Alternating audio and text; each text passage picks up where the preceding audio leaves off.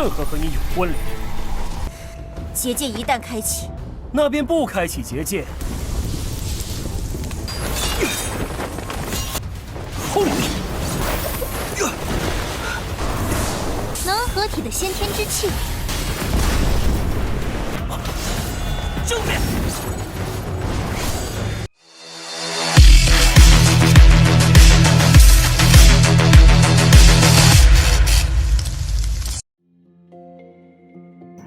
Halo semuanya, selamat datang di Ruang Sinema. Bagaimana kabar kalian semua? Semoga selalu sehat dan baik-baik saja. Sesuai jadwal, jadi pada hari ini kita akan kembali melanjutkan series Donghua Peerless Battle Spirit episode terbaru, yang mana ini adalah episode yang ke-68. Bagi yang mau bergabung dengan series ini, kita sudah sediakan playlistnya. Jadi kalian bisa mudah mencari di mana episode awal dari series ini. Sebelum kita mulai episode barunya, kita akan melihat dulu apa saja yang telah terjadi pada episode sebelumnya, tepatnya pada episode 67. Kemarin Xingnan memberikan tantangan kepada dua murid sekaligus, yang mana ini tentu saja membuat Yoguli dan Feng Yu menjadi begitu kesal. Mereka tahu kalau Xingnan memang kuat, namun bukan berarti ia bisa mengalahkan dua murid sekaligus. Sebelum bertarung, Ouyang Jun memberikan mereka berdua pil yang ia yakini semua ini bisa meningkatkan kekuatan mereka. Benar saja, dalam pertarungan itu, mereka berdua sempat membuat Xingnan kesulitan. Tapi ini hanya sebentar saja, sebab efek pil yang mereka makan itu malah membahayakan nyawa mereka sendiri, dan mengakibatkan mereka berdua meninggoy. Inilah yang diinginkan oleh Ouyang Jun. Karena dan kematian Yoguli, maka akan membuat ketua Papiliun Hukuman marah besar. Untung saja Xingnan dilindungi oleh ketua Istana Kehidupan dan Kematian. Karena berdasarkan peraturan, Xingnan tidaklah membuat kesalahan. Pertarungan pun terjadi di antara 5 pemimpin Papiliun, sedangkan Xingnan dibantu oleh Miao Miao dan juga Rong Benzong. Sekarang kita akan melanjutkan episode terbarunya. Ketika Tetua Xin telah tertangkap, kini perhatian Tetua Zhou pun mengarah kepada Xingnan. Namun Xingnan tidaklah takut dan akan berhadapan dengan 4 ketua Papiliun. Sebelum berhadapan dengan Xingnan, mereka ini harus berhadapan dulu dengan Miao Miao dan juga Rong Benzong. Karena bagaimanapun mereka tidak niatan untuk membiarkan 4 ketua Papiliun menyentuh Xingnan. Rong Benzong menjadi begitu bersemangat, apalagi sudah cukup lama dirinya tidak meregangkan tubuhnya. Para ketua tentu saja kaget karena ada jejak iblis dari puncak Huzoang di sini. Melihat keberadaan Rong Benzong di sana juga membuat mereka sadar kalau dia berasal dari sekte iblis naga dan harimau. Tentu pertarungan ini akan menjadi begitu sulit. Tetua Zhou meminta kepada Miao Miao dan juga Rong Benzong untuk tidak ikut campur dalam masalah mereka.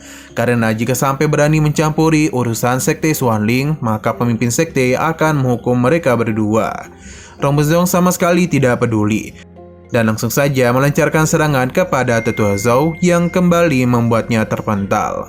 Rong Benzong sangatlah kesal karena mereka ini saat berani menindas yang lemah. Jadi ini adalah balasan atas apa yang telah mereka lakukan.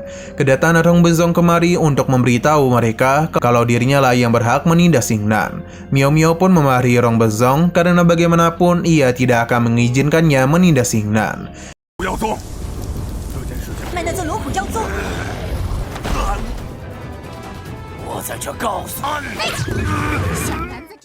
Tetua Zhou menjadi semakin marah kepada Xingnan. Ia pun berjanji kalau hari ini dirinya akan memotong-motong menjadinya beberapa bagian. Tetua Zhou tidak akan membiarkan kematian putranya ini sia-sia. Xingnan mencoba menyadarkan Tetua Zhou kalau kematian Yoguli bukanlah karena dirinya, melainkan akibat memakan pil yang diberikan oleh Ouyang Jun. Xingnan tidaklah peduli apakah ketua Papiliun mempercayai perkataannya atau tidak. Karena yang penting Xingnan sudah berkata dengan jujur. Mereka juga tidak ada hak untuk melarangnya tinggal di sini. Tetua Zhou tentu saja tidak percaya. Ia pun meminta Ouyang Jun untuk membuat keputusan adil demi bisa membalaskan dendam kematian putranya. Ouyang Jun pun mulai bertindak. Dia menghentikan Xingnan karena sebagai murid luar, dia sudah berani membuat keributan sebesar ini. Bahkan memaksa para ketua Papiliun untuk bertindak. Berhubung Xingnan tidak menoleh kepadanya, Ouyang Jun pun menjadi semakin marah saja. Ia bahkan memberikan tantangan kepada Xingnan untuk bertarung langsung dengannya. Hanya saja Xingnan tidaklah mempedulikannya. Ouyang Jun menganggapnya sebagai penakut, dan jika Xingnan tidak menuruti perkataannya, maka aliansi militer tidak akan pernah melepaskan siapapun yang berhubungan langsung dengan Xingnan, yang berarti keluarganya akan dalam bahaya. Karena Ouyang Jun sudah berani melibatkan orang-orang di kota Lin Sui, membuat Xingnan tidak bisa menahan dirinya. Karena jika orang seperti Ouyang Jun dibiarkan hidup, dunia ini akan kacau balau. Rong Bezong meminta Ouyang Jun untuk pikir-pikir lagi jika mau bertarung dengan Xingnan, apalagi terdapat perbedaan kekuatan di antara mereka. Sepertinya Ouyang Jun masihlah belum tahu kalau Rana Xingnan sudah berada di level Martial Master. Ia bahkan berencana untuk menahan kekuatannya dalam pertarungan itu. Tentu mereka tidaklah percaya dan apa yang Ouyang Jun katakan. Sebab penghalang di istana kehidupan dan kematian akan tertutup. Jadi mereka tidak tahu apakah Ouyang Jun akan menepati janjinya atau tidak. Ouyang Jun tidak akan menutup penghalang itu, karena saat dia bertarung dengan Xingnan, maka semua orang bisa melihat apa yang akan terjadi dalam pertarungan tersebut. Xingnan setuju dan akan memberikannya pertarungan yang adil, dan begini pertarungan Xingnan dan Ouyang Jun pun akan terjadi. 任何和你有关联。你好，任何和你有关联。结界一旦开启，那便不开启结界。好。 Semua murid tidaklah menduga kalau Xingnan akan segila itu. Karena meskipun Ouyang Jun akan menahan kekuatannya, tapi Martial Spirit dan senjata yang ia miliki tidaklah bisa dibandingkan dengan milik Xingnan. Chuyun meminta Miao Miao untuk menghentikan Xingnan, namun mereka memintanya untuk tidak mengkhawatirkan Xingnan.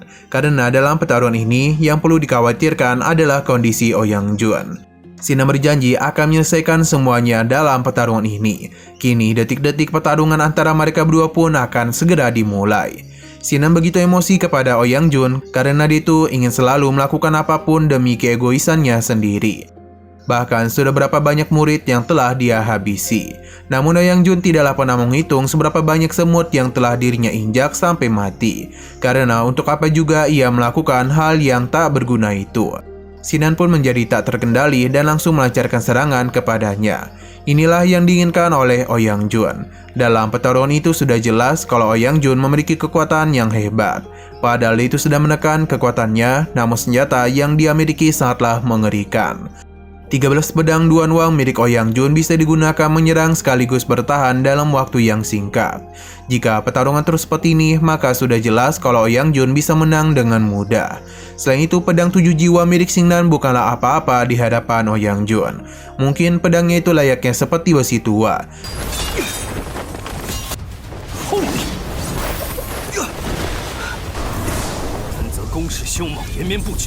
Karena Xingnan ingin bermain-main, jadi Ouyang Jun akan menemaninya. Hanya saja, Ouyang Jun sepertinya terlalu meremehkan Xingnan, sebab dirinya juga memiliki sesuatu yang tidak diketahui oleh Ouyang Jun. Dan benar saja, ketika Xingnan mulai serius, Ouyang Jun pun terkejut.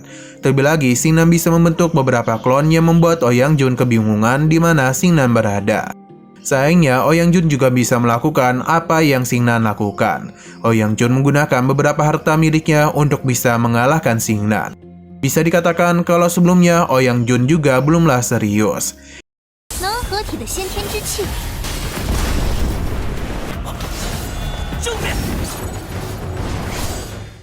Ini merupakan anak panah pengejar jiwa Tianyi dan merupakan senjata yang kuat.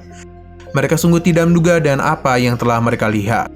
Selain itu, inilah juga alasan mengapa beberapa kekuatan di Sekte Xuanling hilang, yang ternyata diam-diam telah diambil alih oleh keluarga Ouyang. Di sini Ouyang Jun hanya tertawa saja. Sebab jika Xingnan hanya mengandalkan energi bawaan di tangannya, maka ia tidak akan memiliki harapan untuk bisa bersaing dengannya. Karena Ouyang Jun berkata seperti itu, maka Xingnan akan mengabulkan apa yang dia inginkan.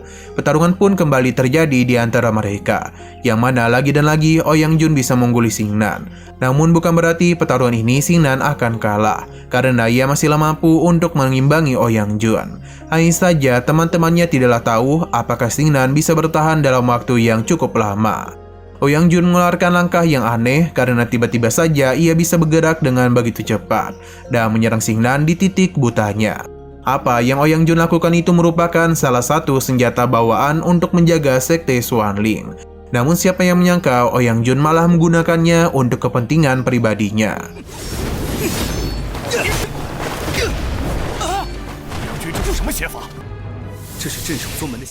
Sinan menggunakan mata Dewa Perangnya untuk bisa melihat pergerakan dari Ouyang Jun. Dan ketika melihat celah, dia langsung melancarkan serang balik kepadanya. Inilah pertama kalinya Sinan mendapatkan kesempatan. Namun Ouyang Jun sepertinya sengaja melakukan hal itu agar bisa menyerang Xingnan dengan senjata spiritualnya. Nah, sayang sekali lagi seru-serunya episodenya pun harus bersambung dulu.